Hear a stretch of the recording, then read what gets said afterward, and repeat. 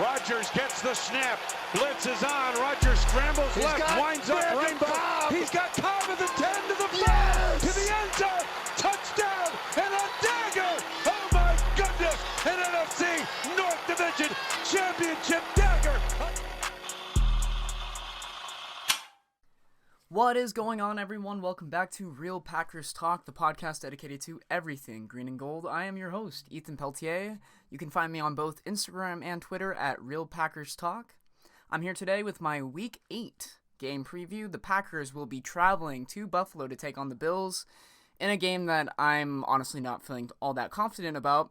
However, I am still going to break it down like I normally would, share what I think is going to be key matchups heading into the game, kind of just break everything down. So I'm just going to go ahead and jump right into it.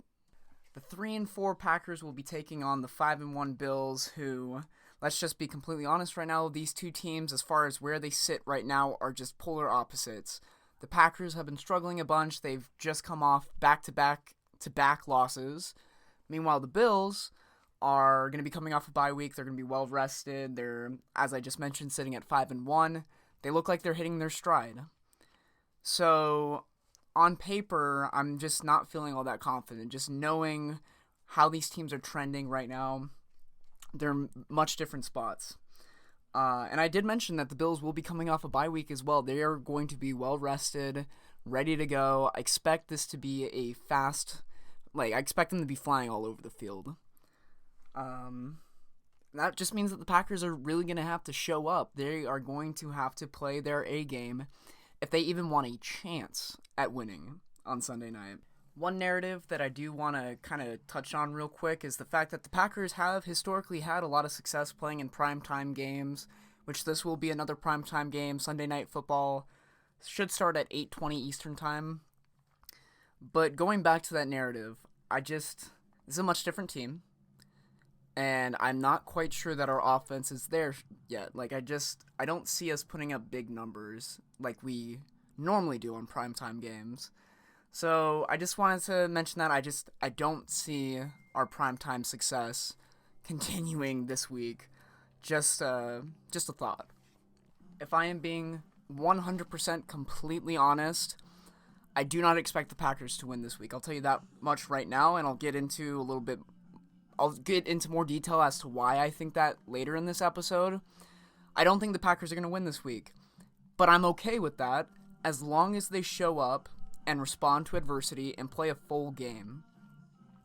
I think the Buffalo Bills are a better football team going into this week than the Green Bay Packers are. I expect the Bills to win. That being said, if we could just play up to their level and stick with them for 4 quarters, I'd be down with that. That would give me a little bit of hope, a little bit of reassurance that, hey, some changes are being made, and they can, hold their own against the best. So, like I said, I really just want to see this team respond to adversity and show up. Just show up, please. So now I'm going to go ahead and look at the injury report real quick for the Packers. They've got a decent list. Right now we're looking at Allen Lazard being out, Christian Watson, David Bakhtiari, Elton Jenkins, and Rashawn Gary are all listed as questionable. So it would be nice to get maybe Christian Watson in there, but I doubt that he'll play with that hamstring injury. Elton Jenkins and David Bakhtiari, obviously you want to have your premier offensive linemen in and be active.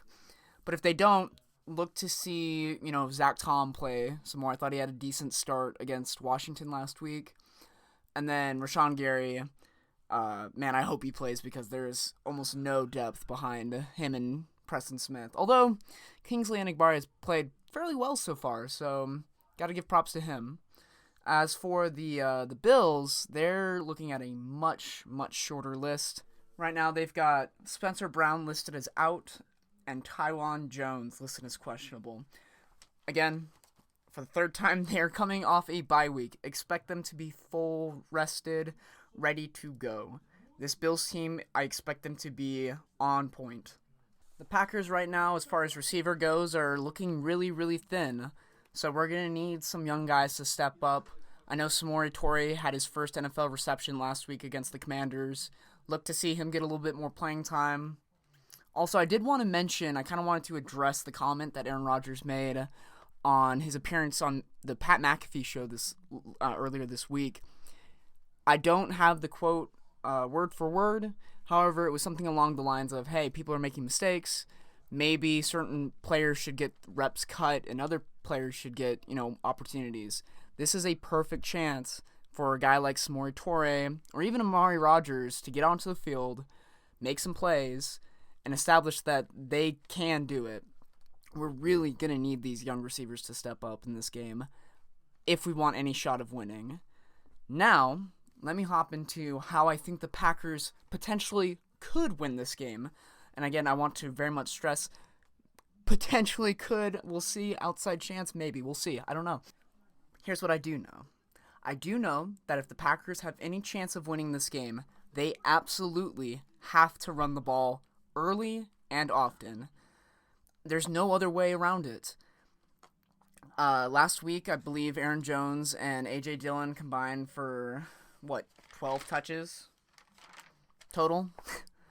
I know Aaron Jones had a bunch of catches in the air, but still, that's not nearly enough running the ball. And again, these are all things that I've covered on this channel, on this podcast, the struggles that we've had getting that run game established, and, the offensive line not meshing very well together. All of these things contribute to the issue. You got to get over it somehow. What better week to find your run game and establish it than right now? Let's go out and prove the entire world wrong. We're underdogs in this scenario. Run the ball. Pound it. I don't care. Aaron Jones should get the ball at least 20 times. A.J. Dillon, 15 touches, bare minimum, if I'm the coach. But there's a reason why I'm sitting in my bedroom recording a podcast and not making game decisions on the field. It really does start with ball control, though, and I definitely sound like a broken record now, but when you run the ball, you are keeping the other team's offense off the field, and that's the other big aspect of this, right? The Packers are going to need to have long, sustained drive where they're eating up clock, keeping time of possession on their side, and then keeping the Bills off the field. That's really the only way I can see this happening. As far as the defense goes, defense is going to have to play their best. This is the number one offense in the league that they will be facing this Sunday. They score just under 30 points a game, sitting at 29.3 points a game. That's absolutely absurd. So we're going to need to be on top of it, and you're going to have to steal a possession away somehow. You're going to have to force turnovers. There's really one path that the Packers have to victory, and that is ball control and stifling defense.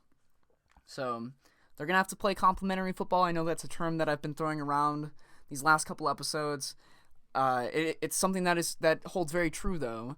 Your offense has to play in unison with your defense, and special teams is a part of that as well. So no muffed punts, no blocked field goals, none of that crap, right? I want to see a complete game. All three phases, the entire game long, 4 quarters. Respond to adversity and just show up. That is the way that the Packers can win.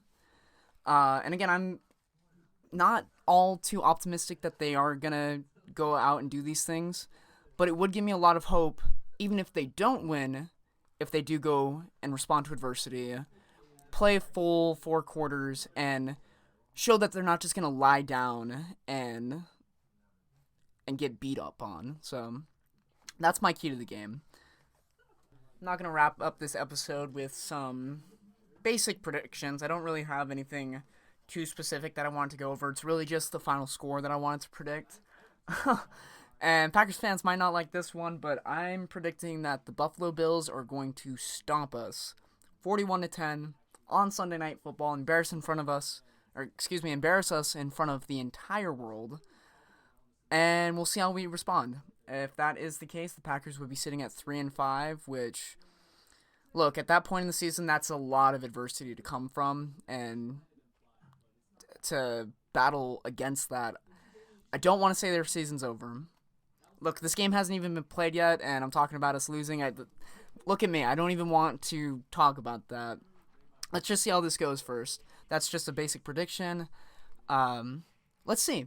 I don't want to be a negative Nancy all the time. I do try to keep it realistic. But more than anything, I just want to see us play sound football. Because it really does feel like the Packers have been beating themselves more than anything these last couple weeks.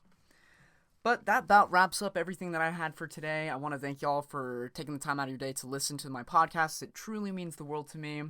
I want to remind you that you can find this podcast anywhere on Spotify, Anchor, and YouTube. Please feel free to like, comment, share, subscribe, all those great things. And that's all I've got for y'all today. So I'm going to leave y'all with the Go Pack Go. Peace.